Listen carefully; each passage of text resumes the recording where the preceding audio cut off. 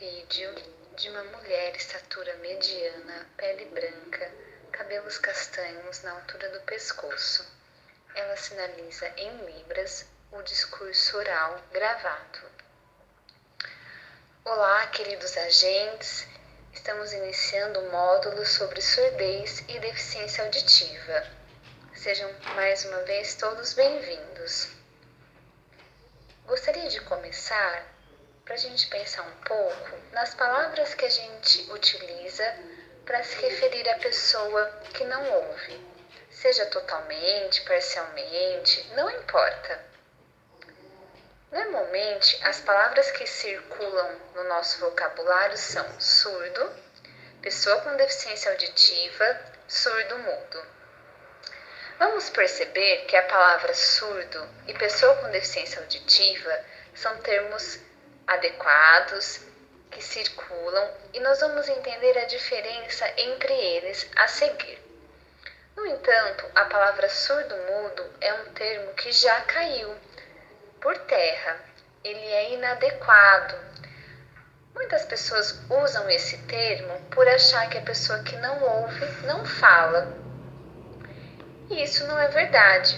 O fato da pessoa não ouvir completamente, é claro, traz algumas limitações ou dificuldades para oralizar, verbalizar, mas é possível. Ela tem voz, ela tem som, então ela não é muda e ela pode desenvolver esse recurso de comunicação. Mudo também tem uma visão um pouco mais ampla, que se refere àquela pessoa que não consegue expressar-se. E a pessoa surda, por exemplo, falante da Libras, ela consegue se expressar. Existe também o recurso escrito. Então, surdo-mudo realmente é uma palavra um termo que a gente não usa mais. Existem pessoas mudas? Sim. Vamos pensar numa situação. Uma pessoa sofreu um grave acidente de trânsito e perdeu a voz. Ela está num estado de mudez por um trauma psicológico, por exemplo. Ou uma pessoa que tem um câncer na garganta, precisa tirar a garganta. Até ela se reabilitar, se recuperar, ela está numa condição, numa fase de mudez vocal. Entendido? Posto isso, vamos entender que para a gente se referir à pessoa com surdez, existem duas concepções, duas maneiras principais de enxergar a pessoa. Nós que estamos de fora e a própria pessoa em si. Uma questão de identidade dela, de como ela se vê. Existe uma questão, uma concepção, uma visão, uma identidade mais da parte clínica e patológica e outra mais da parte socioantropológica. Nós vamos entender cada uma delas. A primeira, essa visão mais clínica, médica, patológica, que se refere à doença, diz respeito à surdez como uma deficiência. É uma das formas de ver a surdez, de encarar a surdez.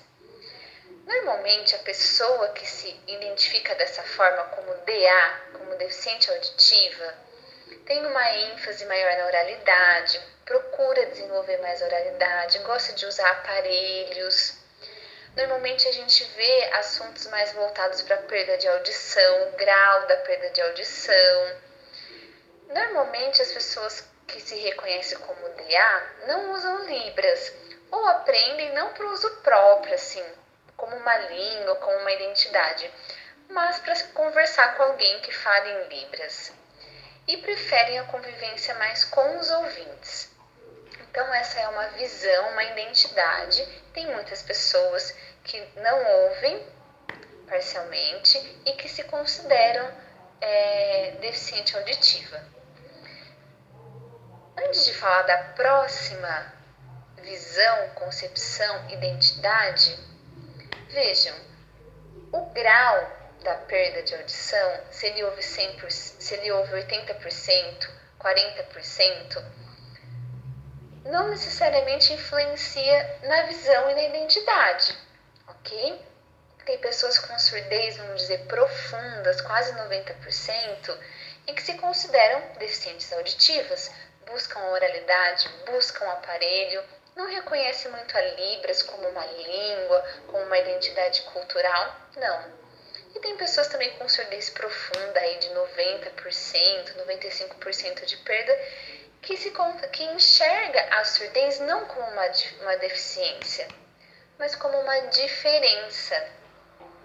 Essa é uma visão mais sociocultural, que entende a pessoa que ouve e que não ouve como diferentes. Essa visão não desconsidera que o ouvido não está funcionando 100% dentro da normalidade.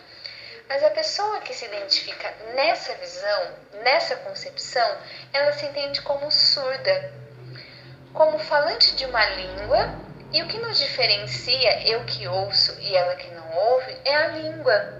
A minha língua é oral auditiva, porque eu falo com a boca e ouço com o ouvido, e a dela é visual, porque ela fala com as mãos e enxerga com os olhos.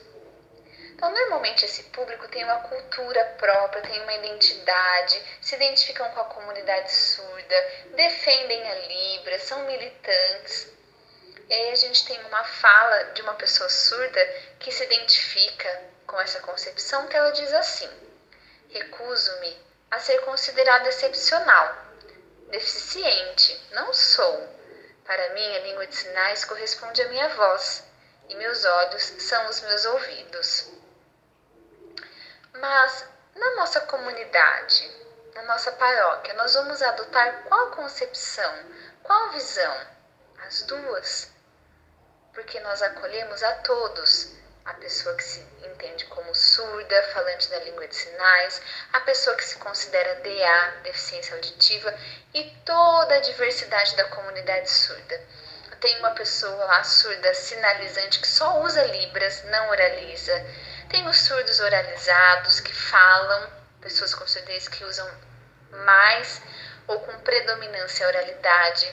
Tem pessoas com surdez que oralizam e usam língua de sinais, e ainda a gente tem pessoas surdo-cegas, que é uma outra realidade. Então a nossa comunidade tem que estar aberta a acolher toda a diversidade da diversidade. Ficamos por aqui e encontro vocês logo mais no segundo vídeo.